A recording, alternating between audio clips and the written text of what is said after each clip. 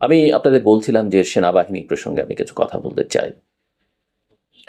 আমরা এর মধ্যে কিছু খবরে আমি দেখলাম যে বিএনপির মহাসচিব মির্জা ফখরুল ইসলাম আলমগীর তিনি সেনাপ্রধান জেনারেল ওয়াকারুজ্জামানের সঙ্গে সাক্ষাৎ করেছেন। আমি সাক্ষাৎ কি নিয়ে হয়েছে আম পত্র-পত্রিকার খবরে জানা গেছে যে তারা সাক্ষাৎ করেছেন। আ সেটা কোথাও বিস্তারিতভাবে আমি দেখিনি। তবে সাক্ষাৎ যদি হয়ে থাকে এবং সেই সাক্ষাতের বিষয়বস্তু কি হতে পারে সেটা নিয়ে নানা জল্পনা কল্পনা আছে। একটা হয়তো মির্জা ফখরুল ইসলাম আলমগীর ভারপ্রাপ্ত চেয়ারম্যানের একটা বার্তা পৌঁছে দেবার চেষ্টা করেছেন সেনাপ্রধানকে যে তারা ক্ষমতায় এলে সেনাবাহিনীকে টাচ করা হবে না। হয়তো এরকম একটা বা সেনাবাহিনীকে প্রফেশনালি তারা রান করবেন। আ সেনাবাহিনীকে অতীতে যেরকম পলিটিসাইজ করা হয়েছে সেটা হয়তো করবেন না। এরকম একটা বার্তা তারা দেবার চেষ্টা করবেন এবং সেনাবাহিনী প্রতিষ্ঠান হিসেবে আ যেন প্রতিষ্ঠানের মতো চলতে পারে, সেরকম হয়তো একটা বার্তা দিয়েছেন। বাট আন্ডারস্ট্যান্ডিং কিছু হয়েছে কিনা সেটা আমার জানা নেই। কারণ আম উভয় পক্ষেই কিছু আস্থার সংকটের জায়গা থাকতে পারে এবং হয়তো এটাও মির্জা ফখরুল ইসলাম আলমগীর বলতে পারেন যে, নির্বাচনটা যেন ভালোভাবে হয় ফেব্রুয়ারি মাসে, সেক্ষেত্রে সেনাবাহিনীর যেন পূর্ণ সহযোগিতা করে। এটা হয়তো তার চাওয়া থাকতে পারে। যদিও ভালো নির্বাচন মানে কি আর ভালো নির্বাচনে সেনাবাহিনী আসলে শুধুমাত্র সেনাবাহিনীর পক্ষে সেই লোকবলই আদৌ আছে কিনা একটা দেশে ভালো নির্বাচন করবার একটা গুরুত্বপূর্ণ ভূমিকা সেনাবাহিনী রাখতে পারে, কিন্তু সেটা একটা বড় প্রশ্ন। কিন্তু সবচাইতে গুরুত্বপূর্ণ প্রসঙ্গ যেটা আলোচনা সেটা হচ্ছে স- সম্প্রতি 28 জনের বিরুদ্ধে একটা চার্জশিট আন্তর্জাতিক অপরাধ আদালতে অপরাধ ট্রাইব্যুনালে দাখিল করা হয়েছে এবং এই চার্জশিটে 25 জন সিনিয়র এবং মধ্যগোত্রের সেনা কর্মকর্তা রয়েছেন। আমার ধারণা এদের অনেকেই দেশের বাইরে, কেউ কেউ হয়তো জেলখানায় আছেন, চাকুরিতে হয়তো কেউ কেউ আছেন। কিন্তু মূল কথা যেটা যে এটা হয়তো আমার কথার সঙ্গে অনেকে একমত হবেন না, কিন্তু আমি সবার বিবেচনার জন্য বলছি। সেনাপ্রধান অনেকদিন ধরে বলছেন যে আমরা যেন কোনো প্রতিষ্ঠানকে প্রশ্নবিদ্ধ না করি। প্রতিষ্ঠান না থাকলে বাংলাদেশে এমনিতেই আসলে কোনো প্রতিষ্ঠান সেই অর্থে আমরা গড়ে তুলতে পারিনি, নেই। আম শুধুমাত্র আর্মড ফোর্সেস বা সেনাবাহিনী এবং বিমান বাহিনী, নৌবাহিনী এই প্রতিষ্ঠানগুলো মোটামুটি কিছু বিতর্ক সত্ত্বেও টিকে আছে। এগুলোকে যেন আর বিতর্কিত না করি। এর সঙ্গে যুক্ত আছে প্রতিরক্ষা গোয়েন্দা সংস্থা, ডিজিএফআই, এনএসআই এর প্রশ্ন, rapid action battalion, police forces সেনাবাহিনীর বাইরেও। এগুলোকে পলিটিশিয়ানরা বিভিন্ন সময় পলিটিসাইজ করেছে সেনাবাহিনীর ভেতরে, বিতর্কিত নেতৃত্ব বিভিন্ন সময়ে। এইসব প্রতিষ্ঠানকে যেন বিতর্কিত আমরা না করি। একসময় সেনা শাসনের কারণে সেনাবাহিনী বিতর্কিত ছিল এবং পরবর্তী পর্যায়ে বিভিন্ন রাজনৈতিক দলগুলো, বিশেষ করে গত 15 বছরে শেখ হাসিনার শাসনামলে যেভাবে ডিজিএফআইকে ব্যবহার করা হয়েছে, এনএসআইকে ব্যবহার করা হয়েছে, পুলিশ র্যাবকে ব্যবহার করা হচ্ছে এবং সেগুলো নিয়ে কিছু আমরা জানি র্যাবের বিরুদ্ধে মার্কিন স্যাংশনের কথা, কিছু পুলিশের ঊর্ধ্বতন কর্মকর্তার বিরুদ্ধে মার্কিন স্যাংশনের কথা আমরা জানি এবং এই অপরাধগুলো ব্যক্তিবর্গ করেছেন, সে কথা ঠিক।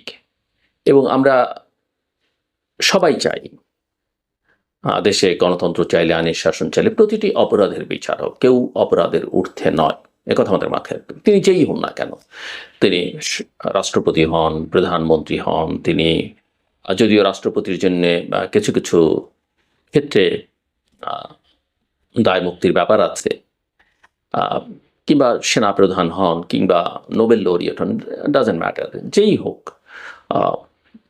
মসজিদের ইমাম হন, পুরোহিত হন, পাদ্রী হন, সবাইকে আপনি শাস্তি, এমনকি সাংবাদিকদের জন্য। কিন্তু এখানে একটা বিষয় আমাদের একটু বিবেচনায় রাখা দরকার, যেটা আমি সেনাপ্রধানের সঙ্গেও খানিকটা একমত, যে অপরাধ যারা করেছেন তাদের বিচার হোক। বিচারটা সেনা আইনে হয়তো তারা করতে চান এবং সেনা আইনে বিচার হলো আমি কোনো খারাপ কিছু দেখি না।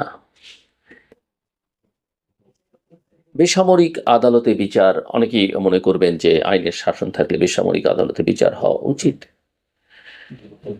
কিন্তু বেসামরিক আদালতের বিচারের মধ্যে অনেক সময় পলিটিসাইজেশনের সম্পর্ক থাকতে পারে।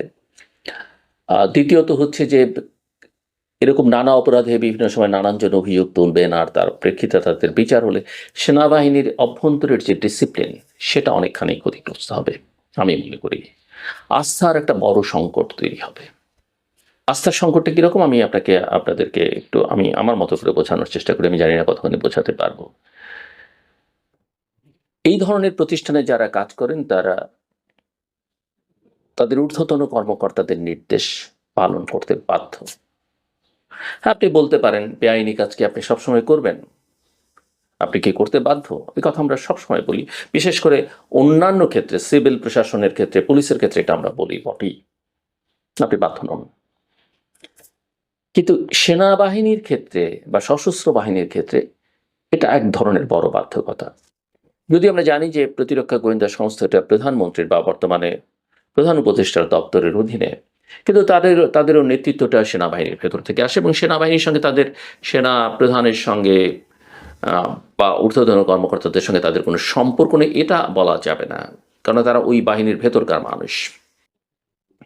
দ্বিতীয় কথা হচ্ছে যে এই যে কমান্ড চেনের কথা আমি বললাম, তারা যদি না মানেন এবং এই প্র্যাকটিস যদি তাদের মধ্যে শুরু হয়, এটা কিন্তু একটা ভয়ঙ্কর অবস্থায় চলে যেতে পারে। সো সশস্ত্র বাহিনীর অভ্যন্তরীণ যে চেইন অফ কমান্ড, সেটা রাইট রং ভালো মন্দ সেটাকে আপনি সেভাবেই চলতে দিতে হবে, এবং ভেতর থেকে সেটাকে আপনার কারেকশন করতে হবে। আমি আমি আমি যেভাবে মনে করি, ধরেন ঊর্ধ্বতন কর্মকর্তাদের কথা যদি তারা না শোনেন, তাহলে একটা জটিলতা তৈরি হতে পারে যে কোনো সময়, এবং সেটা চেইন অফ কমান্ড ভেঙে দিবে। আমরা একটা উদাহরণ হিসেবে যদি বলি, ধরেন এই যে 24শে জুলাই আগস্টের সময় যে অভ্যুত্থান, সে ফর এক্সাম্পল সেনাপ্রধান এবং কতিপয় সিনিয়র জেনারেল চাইলেন যে আমরা আর সরকারের নির্দেশ আদেশ মানব না, আমরা জনগণের পক্ষে দাঁড়াবো। একটা বড় অংশ যদি সে সময় প্রতিবাদ করতেন, না আমরা তো সরকারের অধীনে, কাজে আমাদের সরকারের কথাই মানতে হবে, আমরা সরকারের কথাই শুনব, বুঝতে পারেন এই অভ্যুত্থান সেদিন সাফল্যের মুখ দেখতো? আমার মনে হয় দেখতো না।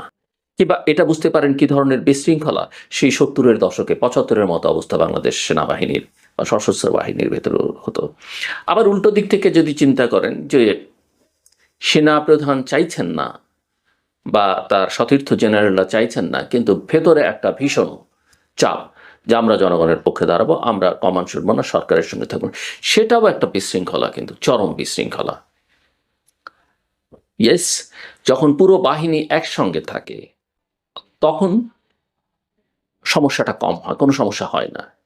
কিন্তু বাহিনীর ভেতরে যদি অসন্তোষ থাকে, রাইটলি অর রংলি, সেটা কিন্তু বাহিনীকে, ওই ফোর্সেসকে ক্ষতিগ্রস্ত করে, এবং এরকম পরিস্থিতিতে দেশের স্বাধীনতা, নিরাপত্তা, সার্বভৌমত্ব ঝুঁকির মধ্যে থাকে।